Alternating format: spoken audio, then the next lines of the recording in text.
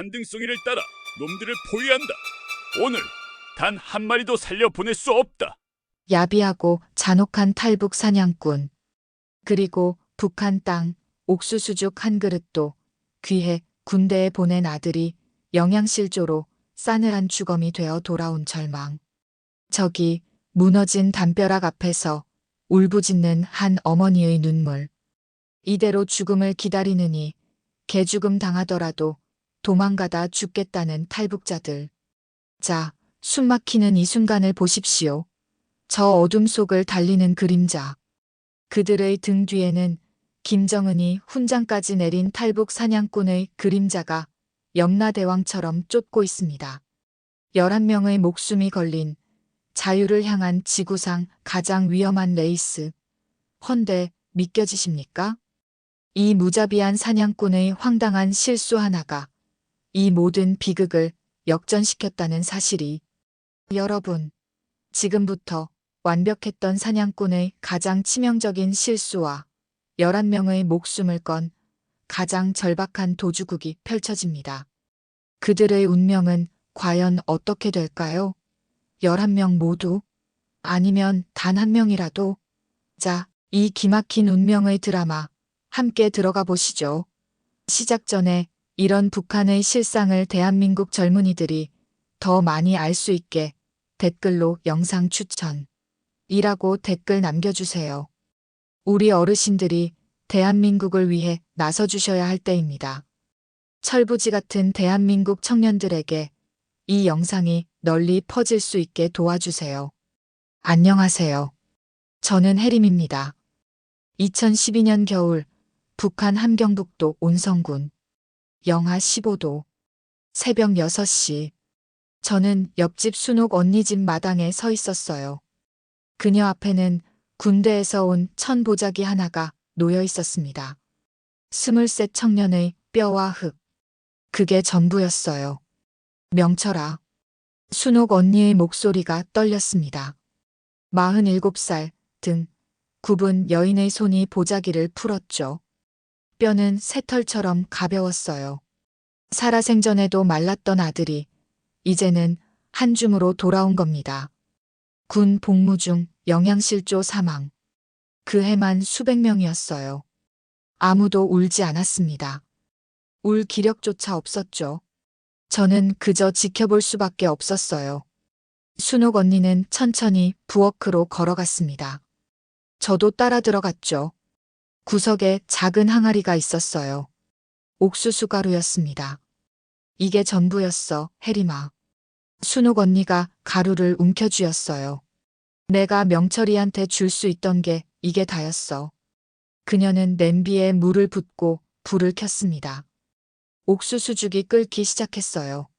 명철이가 살아서 먹던, 아니 먹을 수밖에 없었던 그 죽이었죠. 저는 그 광경을 보며 눈물이 났어요. 한 그릇의 옥수수죽. 그것이 북한 땅 어머니가 자식에게 줄 수 있는 전부였습니다. 떠나야 해. 순옥 언니가 중얼거렸어요. 이 땅을 떠나야 해. 그 말이 제 심장을 찔렀습니다. 저도 똑같은 생각을 하고 있었거든요. 2009년 저는 마을 광장에서 공개 처형을 봤어요. 중국에서 쌀을 사온 남자가 총살당했죠. 그의 8살 딸이 울부짖던 소리가 아직도 귓가에 맴돕니다. 그날 밤부터 저는 악몽을 꿨어요. 언젠가 저도 제 가족도 저렇게 될 거라는 공포가 저를 짓눌렀습니다. 사흘 뒤였어요. 순옥 언니가 저를 찾아왔습니다. 눈빛이 달라져 있었어요. 절망이 아니라 결의였죠. 혜림아, 나 탈북하려고 해. 너도 갈래? 숨이 멎었습니다. 탈북. 그 단어는 북한에서 금기 중의 금기였어요. 발각되면 정치범 수용소 아니면 총살이었죠. 하지만 동시에 그것만이 유일한 희망이었습니다. 언니, 혼자는 위험해요. 사람을 더 모아요. 제 대답이었습니다. 그날부터 우리는 조심스럽게 사람을 모았어요. 첫 번째, 철수. 35살 전직 교사였죠. 학생들에게 우상화 교육을 강요당하다 양심의 가책으로 그만뒀어요. 배급이 끊기자 그의 아내와 7살 딸이 굶주렸습니다. 제 식구만이라도 살려야 합니다. 그의 목소리는 절박했어요. 두 번째 영자. 28 미혼 여성이었죠. 장마당에서 중국산 비누를 팔다 적발돼 구류를 살았어요. 언니, 저 중국어 할 줄 알아요. 세 번째, 박씨 노부부. 70 넘은 할아버지와 할머니였어요. 두 아들은 모두 굶어 죽었고 남은 건 12살 손자 민호뿐이었습니다. 우리 부부는 어떻게 되든 좋소. 이 아이만은 자유로운 땅에서 살게 해주고 싶소. 나흘째 되는 날 우리는 11명이 되었어요. 순옥 언니와 저, 철순의 가족 셋, 영자, 박씨 노부부와 민호, 그리고 23 청년 성우와 광수. 군 제대 후 일자리 없이 방황하던 젊은이들이었죠. 우리는 순옥 언니 집 지하 창고에 모였습니다. 어둡고 좁았지만 유일하게 안전한 곳이었어요. 여러분, 이 길은 죽음의 길일 수도 있어요. 제가 입을 열었습니다. 압록강을 건너고 중국 땅을 지나 제3국까지 수천 킬로미터예요. 붙잡히면 끝이에요. 침묵이 흘렀죠. 순옥 언니가 말했어요. 그래도 가야 합니다. 여기 남으면 천천히 죽을 뿐이에요. 모두가 고개를 끄덕였습니다. 우리는 브로커를 찾았어요. 중국 접경에서 탈북을 돕는 남자였죠. 만나는 것 자체가 목숨을 거는 일이었습니다. 브로커는 40대 중반이었어요. 주름진 얼굴, 냉정한 눈빛이었죠. 1인당 $1000요. 절반은 지금, 나머지는 중국 땅 도착하면 줘야 해요. $1000. 우리에게는 천문학적인 돈이었어요. 평생 모은 돈을 긁어 모았습니다. 금반지, 은수저, 심지어 집 문짝까지 팔았죠. 출발일은 2012년 11월 23일 밤. 달 없는 칠흑 같은 밤이었어요. 저는 마지막으로 집을 둘러봤습니다. 좁고 누추했지만 제가 태어나고 자란 곳이었어요. 어머니 채취가, 아버지 목소리가 남아있는 공간이었죠. 하지만 부모님은 이미 안 계셨어요. 아버지는 5년 전 탄광사고로, 어머니는 3년 전 병으로 돌아가셨습니다. 저에게 남은 건 떠나는 것뿐이었어요. 명철아, 내 어미는 자유로운 곳에서 너를 기억할 거야. 순옥 언니가 중얼거렸습니다. 그녀는 아들의 뼈조각 한 줌을 천에 싸서 품에 안고 있었어요. 언니, 그거 가져가면 위험해요. 이게 없으면 난 못 가. 명철이가 함께 가는 거야. 저는 더 이상 말리지 않았어요. 우리 모두에게는 각자의 이유가 있었습니다. 죽은 자를 위한 이유, 산 자를 위한 이유, 미래를 위한 이유가 있었죠. 밤 11시, 국경에서 5km 떨어진 야산 집결지로 향했어요. 브로커가 먼저 와 있었습니다. 자정까지 압록강변 도착해야 해요. 수비대 교대가 새벽 1시니까요. 우리는 산길을 내려갔어요. 어둠 속에서 발을 헛디딜 때마다 심장이 터질 것 같았습니다. 민호가 헛기침하자 철수가 급히 아이 입을 막았어요. 1시간 후, 압록강변에 도착했습니다. 강물은 검게 흐르고 있었어요. 폭은 100m 정도. 저 건너가 중국이었습니다. 저기 불빛이 수비대 초소예요. 브로커가 속삭였어요. 저 불빛이 왼쪽 끝으로 가면 우리는 오른쪽에서 건너요. 10분밖에 없어요. 우리는 숨을 죽였습니다. 불빛이 천천히 움직였어요. 10분이 10시간처럼 느껴졌죠.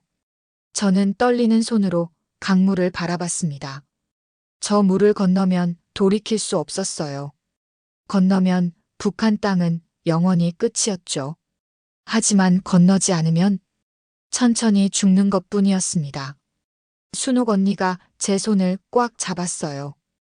혜림아, 우리 살자. 그 순간이었습니다. 불빛이 왼쪽 끝으로 사라졌어요.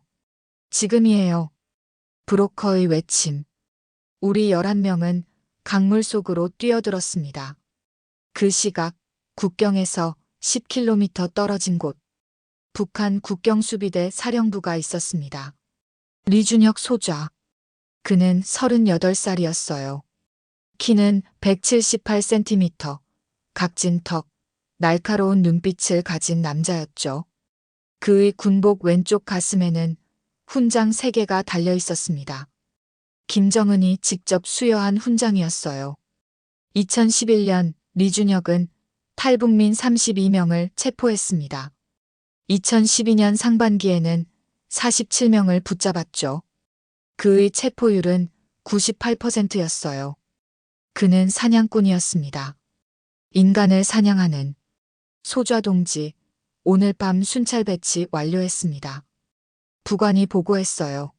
리준혁은 고개도 끄덕이지 않았습니다. 그저 벽에 걸린 국경 지도를 응시했죠. 지도에는 붉은 핀이 꽂혀 있었어요. 지난 3년간 탈북민들이 시도했던 지점들이었습니다. 총 118곳이었죠. 리준혁의 눈이 그 핀들을 훑었어요. 패턴이 보인다. 그가 중얼거렸습니다. 달 없는 밤, 수비대 교대 시간, 강폭이 좁은 구간. 항상 똑같아. 그는 지도 위 세 지점에 검은 동그라미를 그렸어요. 오늘 밤은 여기, 여기, 그리고 여기다. 부관이 놀란 표정을 지었습니다.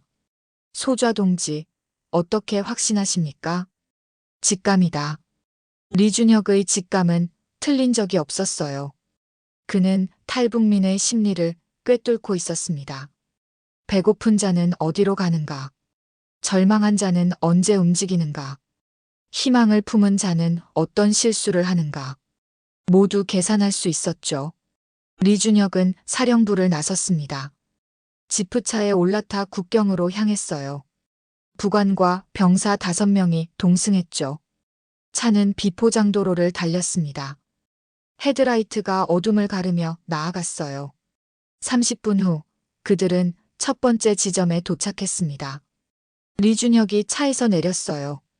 그는 야간 투시경을 들었습니다. 강 건너편을 천천히 훑었죠. 아무것도 보이지 않았어요. 다음 지점으로. 두 번째 지점. 역시 아무것도 없었습니다. 세 번째 지점으로 향할 때였어요. 무전기에서 소음이 들렸습니다. 소좌 동지, 제7구역에서 수상한 움직임 포착. 리준혁의 눈빛이 변했어요. 제7구역. 그것은 그가 예상한 세 지점과 전혀 다른 곳이었습니다. 동쪽으로 15km 떨어진 산악 지역이었죠. 보고하라. 밀수꾼으로 추정됩니다. 약 5명에서 7명 정도. 중국산 물품을 나르는 것 같습니다. 리준혁은 잠시 생각했어요. 밀수꾼? 이 시각에? 뭔가 이상했습니다. 소좌 동지, 어떻게 하시겠습니까? 부관이 물었어요. 리준혁의 머릿속에서 계산이 돌아갔습니다. 밀수꾼들은 보통 새벽 3시에서 4시 사이에 움직여요. 지금은 자정이 막 넘은 시각이었죠. 너무 이른 시간이었습니다. 그리고 제7구역은 밀수 경로로는 비효율적이었어요. 산이 험하고 강폭이 넓었죠. 미끼다. 리준혁이 단정했습니다. 저들은 미끼야. 진짜 탈북민들은 다른 곳에서 움직이고 있어. 부관이 당황했어요. 하지만 소좌 동지, 만약 진짜 밀수꾼이라면요? 아니다. 내 직감은 틀리지 않아. 리준혁은 확신에 차 있었어요. 그는 무전기를 들었습니다. 전 병력 제7구역으로 집결하라. 지금 당장. 소좌 동지, 그럼 다른 구역은요? 최소 인원만 남겨라. 탈북민들은 제7구역 반대편에서 강을 건너려 할 거다. 명령이 떨어졌어요. 국경수비대 병력 150명이 일제히 움직였습니다. 지프차 20대가 제7구역을 향해 질주했죠. 리준혁도 차를 몰았어요. 그의 얼굴에는 자신감이 넘쳤습니다. 이번에도 놓치지 않는다. 차는 어둠을 가르며 달렸어요. 40분 후 그들은 제7구역에 도착했습니다. 병력이 사방을 포위했어요. 탐조등이 산을 비췄죠. 수색 시작. 병사들이 산으로 들어갔습니다. 30분간 수색이 계속됐어요. 그리고 소좌동지 발견했습니다. 병사 하나가 외쳤어요. 리준혁이 달려갔습니다. 그곳에는 중국산 담배 상자 5개가 있었어요. 그리고 발자국이 있었죠. 리준혁이 발자국을 살폈습니다. 신발 자국이 7개. 모두 북쪽으로 향하고 있었어요. 추격한다. 병력이 다시 움직였습니다. 그들은 발자국을 따라 산을 올랐어요. 1시간, 2시간이 흘렀죠. 새벽 3시. 그들은 작은 오두막을 발견했습니다. 포위하라. 병사들이 오두막을 에워쌌어요. 나와라. 손 들고 나와. 문이 열렸습니다. 7명의 남자가 나왔어요. 모두 40대에서 50대였습니다. 손에는 아무것도 없었죠. 리준혁이 다가갔어요. 너희는 누구냐? 한 남자가 떨리는 목소리로 대답했습니다. 저희는 밀수꾼입니다. 중국산 담배를 나르고 있었어요. 리준혁이 남자의 얼굴을 뚫어지게 봤어요. 눈빛이 두려움으로 가득했습니다. 손은 떨리고 있었죠. 진짜 밀수꾼이었어요. 탈북민이 아니었습니다. 리준혁의 얼굴이 굳었어요. 다른 곳은? 부관이 무전기로 확인했습니다. 소좌 동지, 다른 구역에서는 아무 움직임도 없었다고 합니다. 리준혁의 주먹이 쥐어졌어요. 설마. 그의 머릿속에서 섬광이 번쩍였습니다. 자신이 예상했던 세 지점. 그곳 중 한 곳이었어요. 병력을 모두 제7구역으로 보낸 사이 그곳은 텅 비어 있었습니다. 돌아간다. 지금 당장. 리준혁이 소리쳤어요. 차들이 다시 움직였습니다. 하지만 이미 새벽 4시였어요. 그들이 첫 번째 예상 지점에 도착했을 때는 5시였죠. 강변을 수색했습니다. 발자국이 있었어요. 젖은 발자국. 11개였습니다. 모두 중국 쪽을 향하고 있었죠. 리준혁이 무릎을 꿇었어요. 손으로 발자국을 만졌습니다. 아직 물기가 남아 있었어요. 1시간 전이다. 그의 목소리가 떨렸습니다.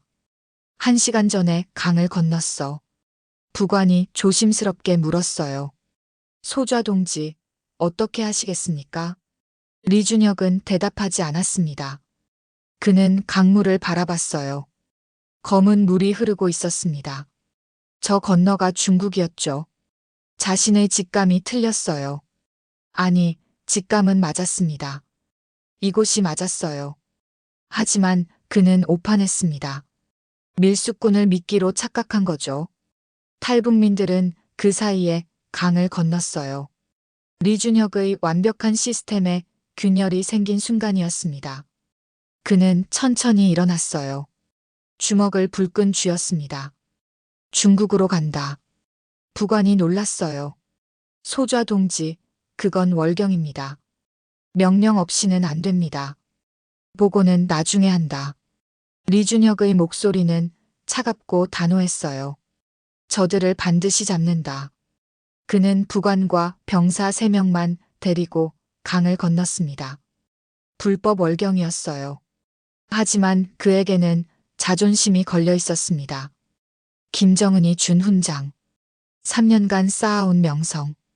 98%의 체포율. 모든 것이 이 한 번의 실수로 무너질 수 있었죠. 리준혁은 중국 땅을 밟았어요. 그의 눈빛은 더욱 날카로워졌습니다. 사냥은 이제부터다. 우리는 강물 속에 있었습니다. 얼음처럼 차가운 물이었어요. 11월 말 압록강의 수온은 섭씨 5도 이하였죠. 온몸이 얼어붙는 느낌이었습니다. 저는 이를 악물었어요. 앞에서 브로커가 손짓했습니다. 따라오라는 신호였죠. 우리 11명은 물속에서 한 줄로 이어졌어요. 물은 허리까지 찼습니다. 한 걸음씩 나아갔어요. 발밑의 돌들이 미끄러웠습니다. 철수의 아내가 비틀거렸죠. 저는 얼른 그녀를 붙잡았어요. 조용히요. 브로커의 속삭임이 들렸습니다. 우리는 숨소리조차 죽였어요. 그때였습니다. 불빛이 보였어요. 수비대 순찰이었습니다. 탐조등 빛이 강물 위를 훑었죠. 엎드려요. 브로커가 급히 말했어요. 우리는 일제히 물속에 몸을 숨겼습니다. 코만 물 밖으로 내밀었죠. 차가운 물이 얼굴을 덮었어요. 빛이 가까워졌습니다. 심장이 터질 것 같았어요.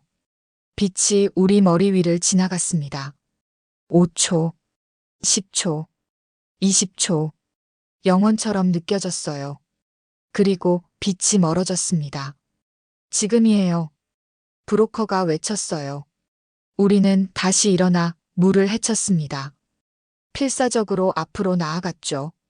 50m, 60m, 70m. 중국 땅이 가까워졌어요.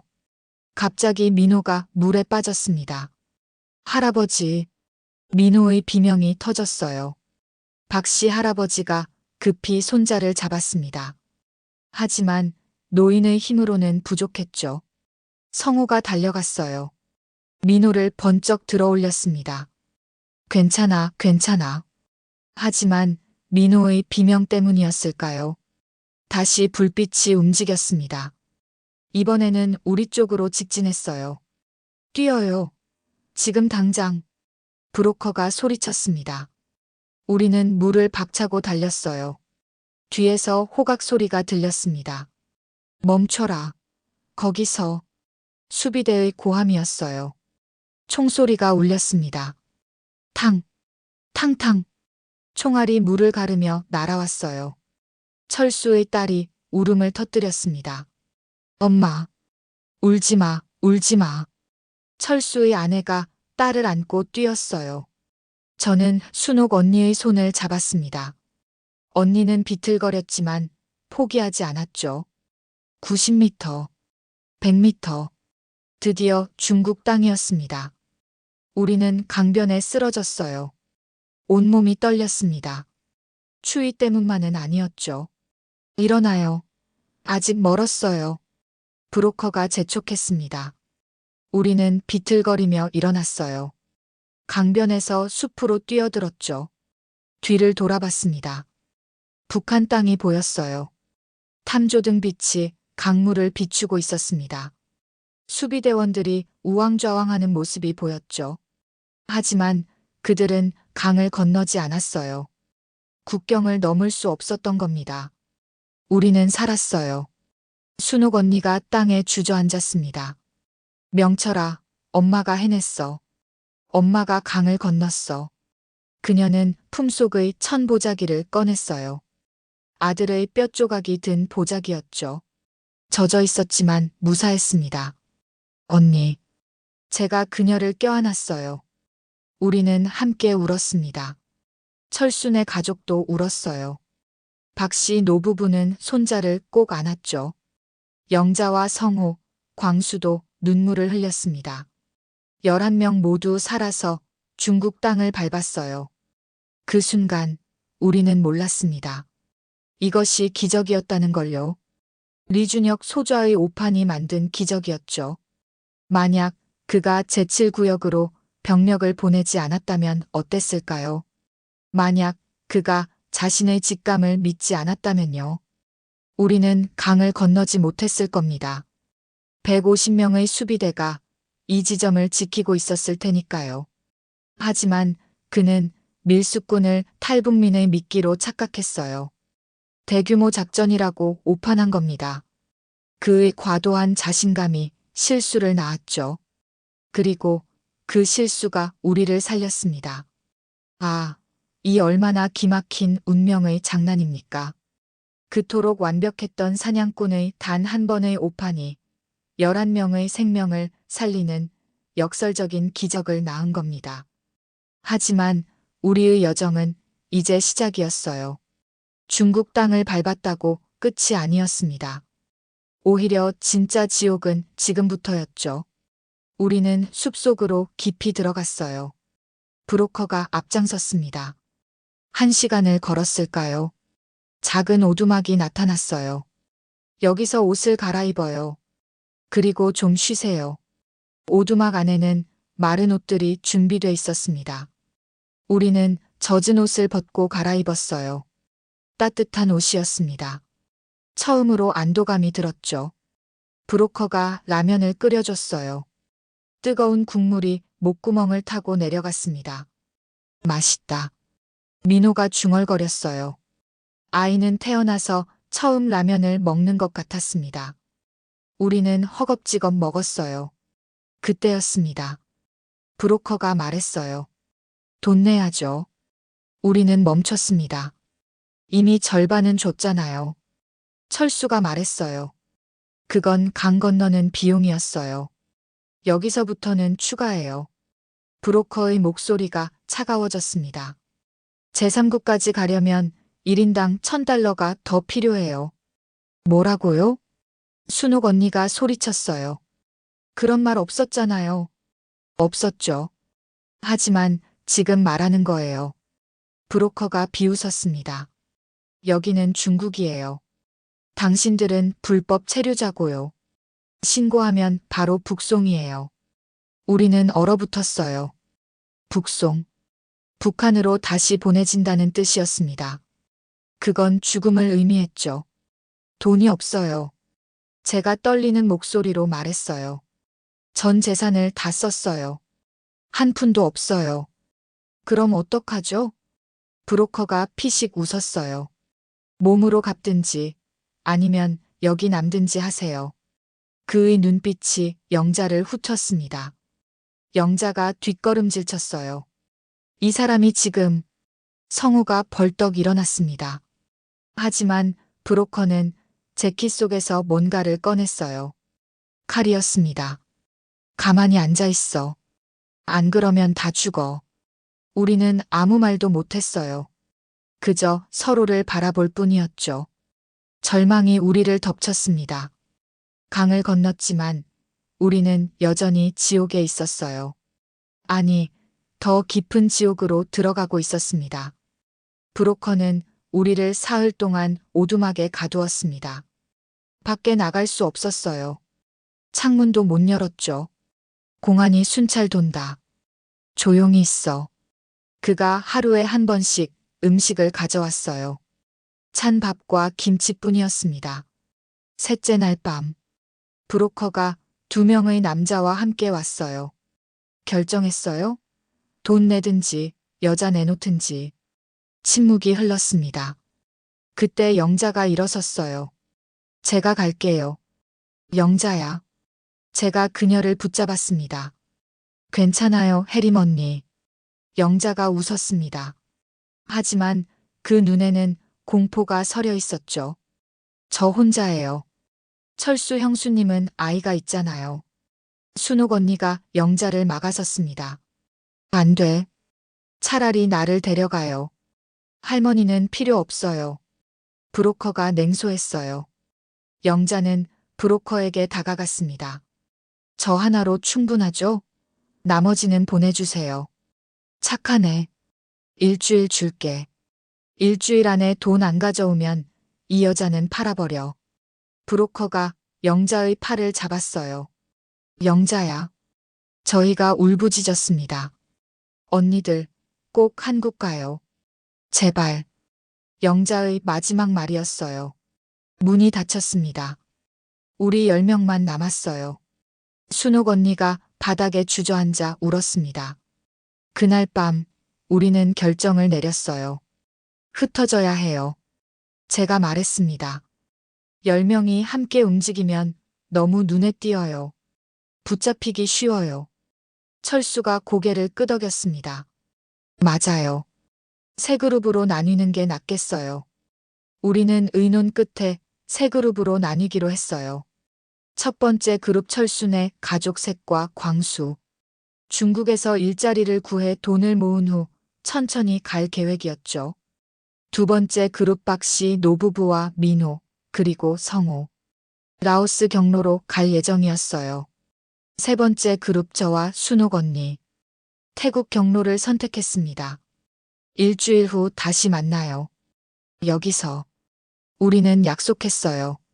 하지만 그것이 마지막 이별이 될 줄은 몰랐습니다. 다음 날 새벽, 우리는 오두막을 나섰어요. 세 방향으로 흩어졌습니다. 저와 순옥 언니는 남쪽으로 향했어요. 이틀을 걸었습니다. 순옥 언니의 발걸음이 느려졌어요. 언니, 괜찮아요? 응, 괜찮아. 하지만 괜찮지 않았습니다. 셋째 날 오후, 우리는 작은 마을을 지나고 있었어요. 갑자기 뒤에서 차 소리가 들렸습니다. 지프차였어요. 공안 차량이 아니었습니다. 북한 군용 지프였죠. 제 심장이 멎었어요. 언니, 저거. 차에서 4명의 남자가 내렸습니다. 맨 앞에 선 사람. 리준혁 소좌였어요. 거기서 그의 목소리가 울렸습니다. 우리는 뛰었어요. 순옥 언니의 손을 잡고 필사적으로 달렸습니다. 뒤에서 발소리가 쫓아왔어요. 저기, 잡아. 우리는 골목으로 뛰어들었습니다. 좁은 길을 빠져나가 시장 안으로 들어갔어요. 사람들 사이를 헤치며 달렸죠. 혜림아, 나 못 가겠어. 순옥 언니가 비틀거렸습니다. 언니. 저는 언니를 부축했어요. 하지만 추격자들이 가까워졌습니다. 저기다. 우리 앞에 작은 교회가 보였어요. 문이 열려 있었습니다. 저기로. 우리는 교회 안으로 뛰어들었어요. 안에는 중년의 남자가 있었습니다. 목사님 같았어요. 숨겨주세요. 목사님이 재빨리 판단했습니다. 지하로. 그는 우리를 지하실로 안내했어요. 문을 닫았습니다. 10초 후, 교회 문이 벌컥 열렸어요. 리준혁이 들어왔습니다. 북한 여자 둘 봤소? 목사님이 고개를 저었습니다. 못 봤습니다. 거짓말 마시오. 리준혁이 교회 안을 둘러봤어요. 제단, 의자, 십자가. 하지만 지하실 입구는 찾지 못했습니다. 뒤쪽을 수색해 부관이 뒤쪽으로 갔어요. 리준혁은 목사님을 노려봤습니다. 당신 중국 사람이요? 예. 북한 사람 숨겨주면 당신도 처벌받소. 아무도 안 봤습니다. 리준혁은 한참을 목사님을 바라봤어요. 그리고 돌아섰습니다. 가자. 그들이 교회를 떠났어요. 우리는 지하실에서 숨을 죽이고 있었습니다. 1시간 후, 목사님이 지하실 문을 열었어요. 나왔습니다. 하지만 근처에서 수색 중이에요. 감사합니다, 목사님. 여기서 며칠 숨어 계세요. 제가 방법을 찾아볼게요. 우리는 사흘을 교회 지하실에 있었어요. 그 사이 순옥 언니의 상태가 악화됐습니다. 혜림아, 나 다리가 너무 아파. 언니의 발목이 심하게 부어 있었어요. 언니, 병원 가야 해요. 안 돼. 공안한테 잡혀. 넷째 날. 목사님이 브로커 한 명을 데려왔어요. 여자 브로커였습니다. 이 사람이 태국까지 데려다 줄 수 있대요. 하지만 돈이 필요해요. 얼마예요? 1인당 500달러. 저는 고개를 떨궜습니다. 돈이 없어요. 목사님이 말했어요. 제가 내겠습니다. 예. 하나님의 뜻입니다. 제가 돕겠어요. 목사님의 눈빛은 따뜻했어요. 저는 목사님께 절을 했습니다.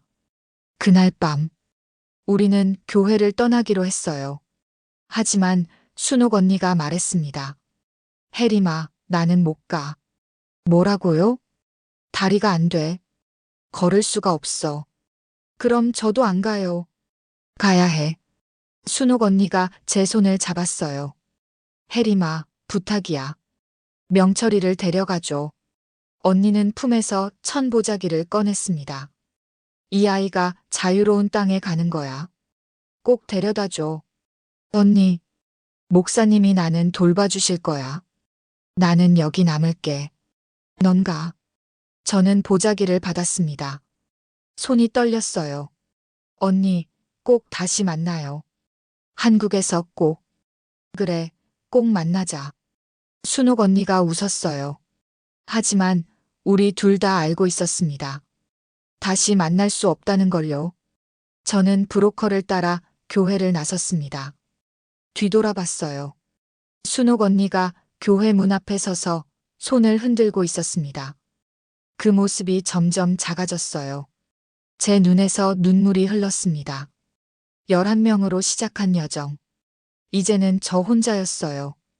브로커의 차는 밤새 달렸습니다. 남쪽으로, 계속 남쪽으로. 창밖으로 어둠만 보였어요. 얼마나 더 가요? 제가 물었습니다. 이틀 더. 라오스 국경까지. 브로커는 말이 없었어요. 그저 운전만 했죠. 다음 날 오후, 우리는 작은 마을에 들렀습니다. 여기서 다른 탈북민들을 만날 거예요. 같이 가면 안전해요.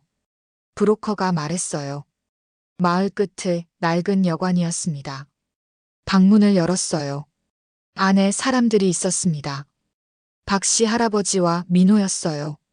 할아버지, 민호야. 저는 달려가 그들을 껴안았습니다. 혜림 누나. 민호가 울었어요. 어떻게 여기에? 박씨 할아버지가 말했습니다. 우리도 이 브로커를 만났네. 같은 경로로 가는 거였어. 할머니는요? 성호는요? 할아버지의 얼굴이 어두워졌어요.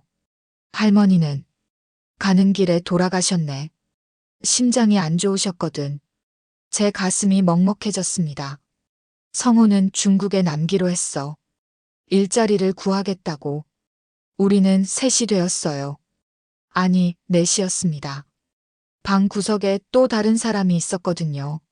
젊은 남자였어요. 25쯤 되어 보였습니다. 저는 진수라고 해요. 저도 탈북민이에요. 그가 인사했습니다. 우리 넷은 그날 밤을 여관에서 보냈어요. 다음 날 새벽, 브로커가 우리를 깨웠습니다. 출발해요. 서둘러요. 우리는 다시 차에 올랐어요. 하지만 1시간을 달렸을 때였습니다. 브로커가 갑자기 차를 세웠어요. 이상해. 뭐가요? 뒤에서 차가 계속 따라와요. 백미러를 봤습니다. 검은 지프차 한 대가 우리를 따라오고 있었어요. 제 심장이 쿵쾅거렸습니다. 설마. 빨리 내려요. 지금 당장. 브로커가 소리쳤어요. 우리는 차에서 뛰어내렸습니다. 도로 옆 숲으로 뛰어들었어요. 뒤에서 차가 멈추는 소리가 들렸습니다. 거기서 리준혁의 목소리였어요. 그가 또 따라온 겁니다. 뛰어요. 우리는 숲속을 헤쳤습니다. 나뭇가지가 얼굴을 긁었어요. 민호가 넘어졌습니다. 민호야. 박씨 할아버지가 손자를 일으켰어요. 할아버지, 무서워요. 괜찮아. 할아버지가 있어. 뒤에서 추격자들의 발소리가 들렸습니다. 이쪽이야. 우리는 더 깊이 들어갔어요. 10분을 달렸을까요? 갑자기 절벽이 나타났습니다. 앞은 낭떠러지였어요. 뒤에서는 추격자들이 오고 있었죠. 어떡해요? 진수가 절규했습니다. 저는 주위를 둘러봤어요. 왼쪽으로 좁은 길이 보였습니다. 저쪽으로. 우리는 절벽을 따라 달렸어요. 바위 틈새로 몸을 숨겼습니다. 추격자들이 절벽 앞에 섰어요. 리준혁과 부관, 병사 둘이었습니다. 여기 발자국이 끊겼습니다. 부관이 말했어요. 리준혁이 주위를 살폈습니다. 그의 눈빛이 우리가 숨은 방향을 향했어요. 제 숨이 멎었습니다. 그가 다가오고 있었어요. 5m, 3m, 1m. 리준혁이 바위 앞에 섰습니다. 우리는 숨을 죽였어요. 그의 손이 바위를 만졌습니다. 바로 그때였어요.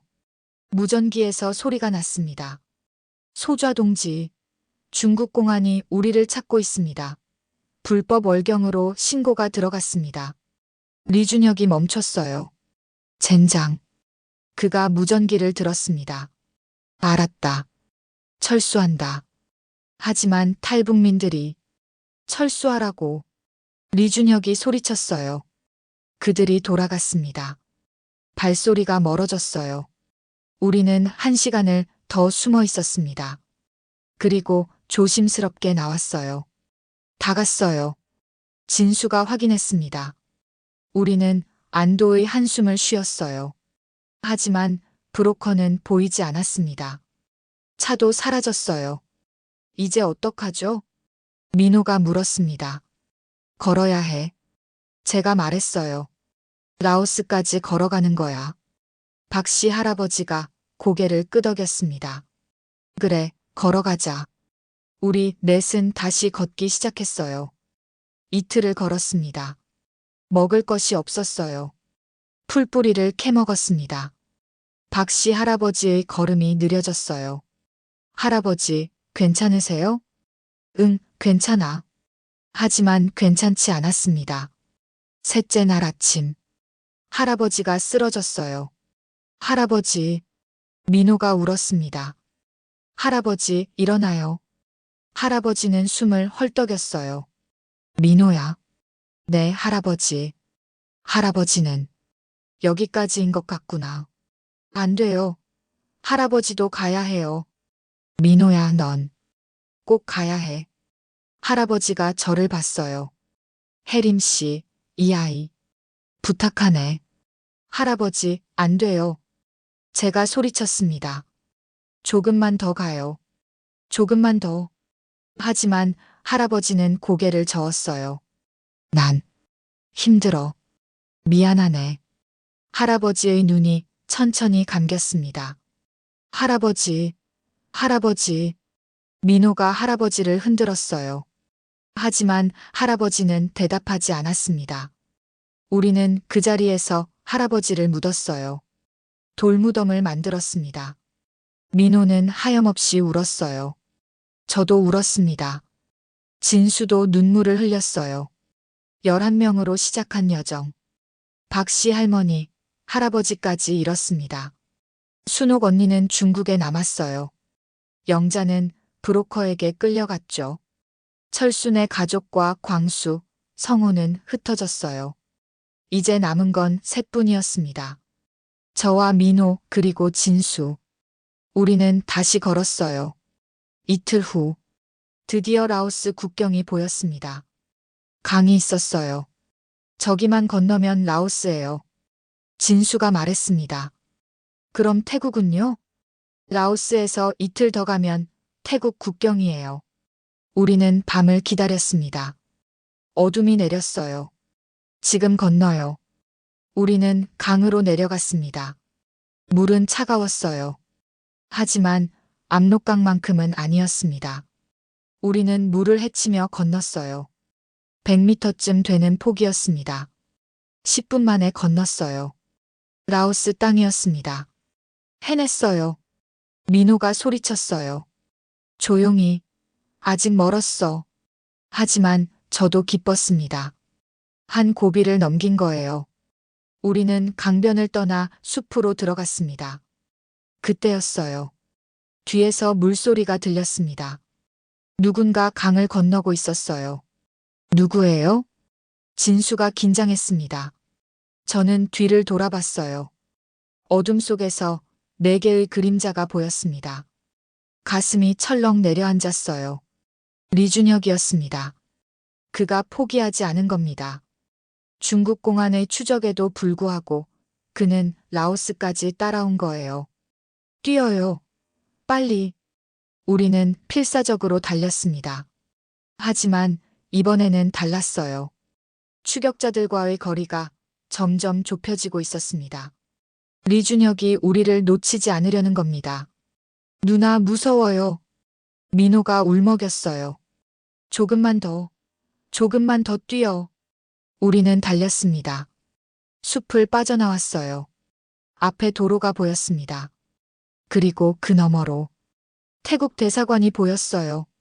저기다, 저기. 우리는 마지막 힘을 짜내 달렸습니다.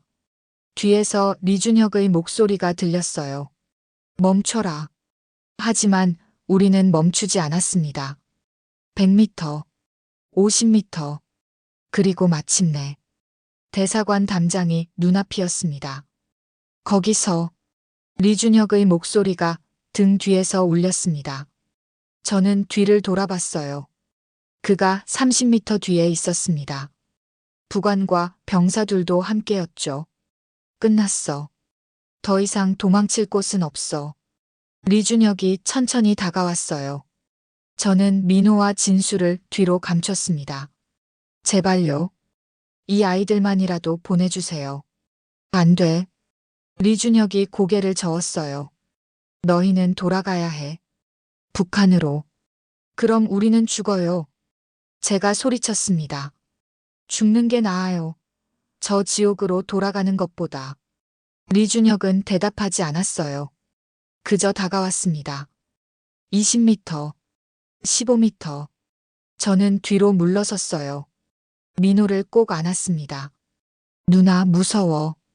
괜찮아. 누나가 지켜줄게. 하지만 저는 무서웠어요. 리준혁이 10m 앞까지 왔습니다. 그가 멈췄어요. 저를 바라봤습니다. 그의 눈빛이 이상했어요. 차갑지 않았습니다. 흔들리고 있었죠. 너는. 리준혁이 입을 열었어요. 교회에 있던 여자지? 저는 고개를 끄덕였습니다. 그때 목사가 숨겨줬어. 내가 눈치챘지만 모른 척했어. 왜요? 모르겠어. 리준혁이 한숨을 쉬었어요. 그때부터 이상했어. 너희를 잡아야 하는데 자꾸 망설여졌어. 그가 가슴의 훈장을 만졌습니다. 나는 3년 동안 수백 명을 잡았어. 김정은한테 훈장도 받았지. 리준혁의 목소리가 떨렸어요. 하지만 그 사람들 얼굴이 자꾸 생각나. 밤마다 꿈에 나와. 살려달라고, 제발 놓아달라고 울부짖어. 소좌 동지. 부관이 다급하게 불렀습니다. 리준혁이 부관을 봤어요. 난 지금 정신을 차리고 있어. 그가 저를 다시 봤습니다. 내 손에 든 건 뭐냐? 저는 품에서 천보자기를 꺼냈어요. 명철이의 뼈 조각이 든 보자기였습니다. 이게 뭔지 아세요? 23 청년의 뼈예요. 군대에서 굶어 죽은 아이예요. 리준혁이 보자기를 바라봤어요. 이 아이 어머니는 이걸 안고 강을 건넜어요. 하지만 중국 땅에서 다쳐서 남았어요. 저한테 자유로운 땅에 데려다 달라고 했어요.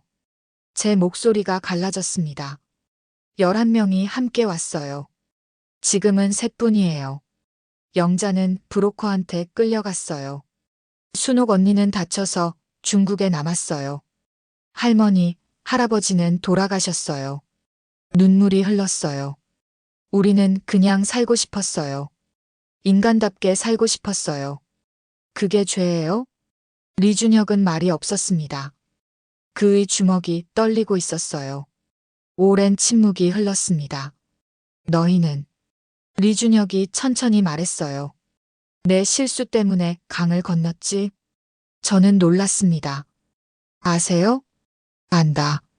나는 그날 밤 밀수꾼을 너희들의 미끼로 착각했어. 그래서 병력을 다른 곳으로 보냈지. 리준혁이 쓴웃음을 지었어요. 내 과신이 너희를 살린 거야. 아이러니하지? 그가 하늘을 올려다봤습니다. 나는 완벽한 사냥꾼이었어. 98%의 체포율. 김정은의 총애. 하지만 단 한 번의 실수가 모든 걸 바꿨어. 리준혁이 저를 봤어요. 너희를 보니까 그들이 생각나. 내가 잡았던 사람들. 그들도 너처럼 살고 싶어서 도망친 거였어. 소좌 동지, 정신 차리십시오. 부관이 소리쳤습니다. 우리는 명령을 받고 왔습니다. 탈북민을 체포해야 합니다. 리준혁이 부관을 봤어요.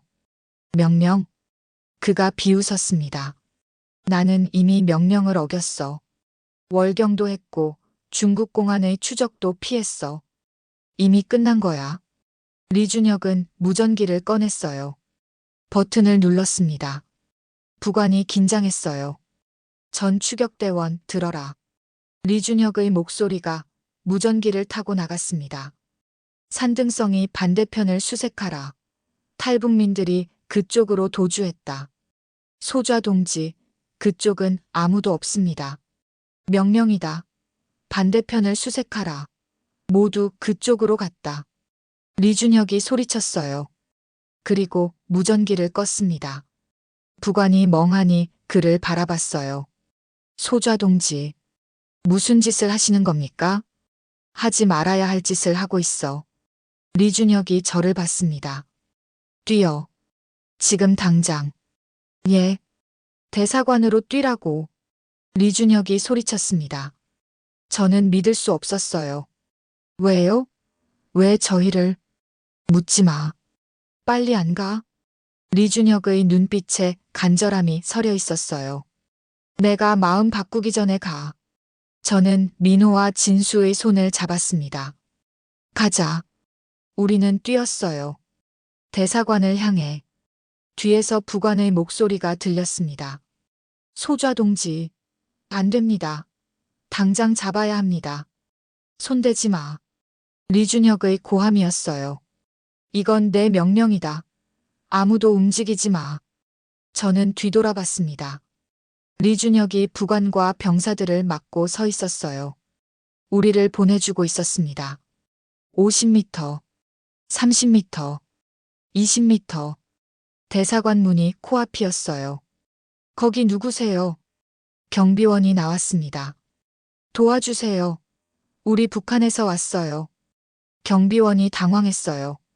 빨리 들어오세요. 그가 문을 활짝 열었습니다. 저와 민호, 진수는 문 안으로 뛰어들었어요. 대사관 땅이었습니다. 한국 땅이나 다름없는 곳이었죠. 저는 그 자리에 주저앉았어요. 민호를 꼭 안았습니다. 해냈어. 우리 해냈어. 진수도 무릎을 꿇고 울었어요. 감사합니다. 정말 감사합니다. 저는 담장 너머를 봤습니다. 리준혁이 서 있었어요. 그가 저를 바라보고 있었습니다. 우리 눈이 마주쳤어요. 리준혁이 천천히 고개를 끄덕였습니다. 그리고 돌아섰어요. 부관과 병사들을 데리고 걸어갔습니다. 그의 뒷모습이 점점 작아졌어요. 소좌 동지, 어떻게 하시겠습니까? 부관의 목소리가 들렸습니다. 돌아간다. 리준혁의 대답이었어요. 북한으로? 그래. 내가 책임진다. 그들이 사라졌습니다. 저는 그 자리에 한참 앉아 있었어요. 사냥꾼. 김정은의 충신. 훈장을 단 냉혹한 남자. 하지만 그는 우리를 살렸습니다. 자신의 실수가 아니라 선택으로. 고맙습니다. 저는 중얼거렸습니다. 정말 고맙습니다. 대사관 안은 따뜻했습니다. 직원들이 우리를 안내했어요. 의자에 앉혔습니다. 괜찮으세요? 여직원이 물었어요. 저는 고개를 끄덕였습니다. 민호는 제 손을 꼭 잡고 있었어요. 진수는 멍하니 앞만 바라보고 있었죠. 물 드릴게요. 따뜻한 물이 나왔습니다. 저는 한 모금 마셨어요. 목구멍을 타고 내려가는 물이 꿈만 같았습니다. 음식도 곧 나올 거예요. 10분 후 밥과 국, 반찬이 나왔어요. 민호가 눈을 반짝였습니다. 누나, 밥이에요. 천천히 먹어. 하지만 우리는 천천히 먹을 수 없었어요. 허겁지겁 먹었습니다. 밥 한 공기를 순식간에 비웠어요. 더 드릴까요? 네, 주세요. 한 공기를 더 먹었습니다. 배가 불렀어요. 살아있다는 게 실감났습니다. 직원이 서류를 가져왔어요. 신상 정보를 작성해 주세요. 한국으로 가실 거죠? 네. 일주일 정도 걸릴 거예요. 그동안 여기서 지내시면 됩니다. 일주일. 저는 믿을 수 없었어요. 정말요? 네. 곧 자유로워지실 거예요. 직원이 웃었습니다. 저는 눈물이 났어요. 민호도 울었습니다. 진수도 고개를 숙이고 눈물을 흘렸어요. 우리는 서로를 껴안고 울었습니다. 11명으로 시작한 여정. 끝까지 온 사람은 셋뿐이었어요. 하지만 우리는 살았습니다. 일주일이 지났습니다. 비행기를 탔어요. 태국에서 대한민국으로 가는 비행기였죠. 창밖을 봤습니다. 구름이 보였어요. 하늘이 보였습니다. 민호야, 우린 알고 있어. 진짜 신기해요, 누나. 민호가 창문에 얼굴을 붙였어요. 5시간 후, 인천공항에 도착했습니다. 대한민국 땅이었어요. 저는 공항 바닥에 무릎을 꿇었습니다. 땅에 손을 댔어요. 해냈어. 우리 정말 해냈어. 민호가 제 옆에 무릎을 꿇었어요. 할아버지, 할머니. 우리 왔어요. 자유로운 땅에 왔어요. 진수도 함께 무릎을 꿇었습니다. 감사합니다. 정말 감사합니다. 우리는 그렇게 한참을 울었어요. 공항 직원들이 우리를 안내했습니다. 하나원으로 가는 버스를 탔어요. 하나원이 뭐예요? 민호가 물었습니다. 탈북민들이 한국 생활을 배우는 곳이야. 거기서 살아요? 3달 정도. 그 다음에는 우리 집이 생겨. 우리 집요? 민호의 눈이 커졌어요. 응. 우리 집. 저는 웃었습니다. 하나원에서 3달을 보냈어요. 한국어를 배웠습니다. 컴퓨터를 배웠어요. 민호는 학교에 갈 준비를 했죠. 진수는 직업훈련을 받았습니다. 그리고 2013년 5월, 우리는 서울에 정착했습니다. 저와 민호는 작은 원룸을 얻었어요. 누나, 여기가 우리 집이에요? 응. 진짜 우리 거예요? 응, 진짜 우리 거야. 민호가 방방 뛰었어요. 저는 창문을 열었습니다. 서울 하늘이 보였어요. 자유의 하늘이었습니다. 저는 품에서 천보자기를 꺼냈어요. 명철이의 뼈 조각이 든 보자기였습니다. 명철아, 우리 여기까지 왔어. 순옥 언니는 못 왔지만 우리는 왔어. 저는 보자기를 꼭 안았어요. 언니, 약속 지켰어요. 명철이를 자유로운 땅에 데려왔어요. 그날 밤, 저는 편지를 썼습니다. 순옥 언니에게, 영자에게, 철순의 가족에게, 박씨 할아버지, 할머니에게, 그리고 리준혁 소좌에게 보내지 못할 편지였어요. 하지만 쓰고 싶었습니다. 고맙습니다. 모두 고맙습니다. 여러분이 있었기에 제가 여기 있습니다. 그 시각, 북한 함경북도, 리준혁은 국경수비대 막사에 있었습니다. 하지만 소좌가 아니었어요. 계급장이 떨어졌습니다. 좌천됐었죠. 임무 실패의 책임을 졌습니다. 탈북민 셋을 놓쳤다는 이유였어요. 훈장도 회수됐습니다. 김정은의 총애도 사라졌죠. 리준혁은 창밖을 바라봤어요. 압록강이 보였습니다. 저 강 너머로 그들이 갔죠. 여자와 아이들. 그들은 지금쯤 한국에 있을 겁니다. 자유로운 땅에서 살고 있을 거예요. 리준혁은 웃었습니다. 씁쓸한 웃음이었어요. 잘 됐어. 그가 중얼거렸습니다. 잘 됐어, 정말. 동료가 들어왔어요. 동무, 식사 시간입니다. 알았네. 리준혁은 일어났습니다. 식당으로 갔어요. 옥수수죽이 나왔습니다. 한 그릇뿐이었어요. 리준혁은 숟가락을 들었습니다. 죽을 떠서 입에 넣었어요. 맛이 없었습니다. 하지만 먹었습니다. 살아야 했으니까요. 그날 밤, 리준혁은 잠들지 못했어요. 천장을 바라봤습니다. 훈장을 잃었습니다. 계급을 잃었어요. 명예를 잃었죠. 하지만 얻은 것도 있었습니다. 양심이었어요. 인간성이었습니다. 리준혁은 눈을 감았어요. 그리고 처음으로 편안하게 잠들었습니다. 악몽이 없었어요. 탈북민들의 얼굴이 나타나지 않았습니다. 대신 한 여자의 모습이 보였어요. 대사관 문 안으로 들어가는 여자. 아이의 손을 잡고 자유를 향해 달려가는 모습. 리준혁은 평화로웠어요. 2025년 10월. 저는 서울에서 살고 있습니다. 민호는 고등학생이 됐어요. 공부를 잘합니다. 꿈이 있어요. 의사가 되고 싶대요. 북한 사람들을 돕고 싶어요, 누나. 민호가 말했습니다.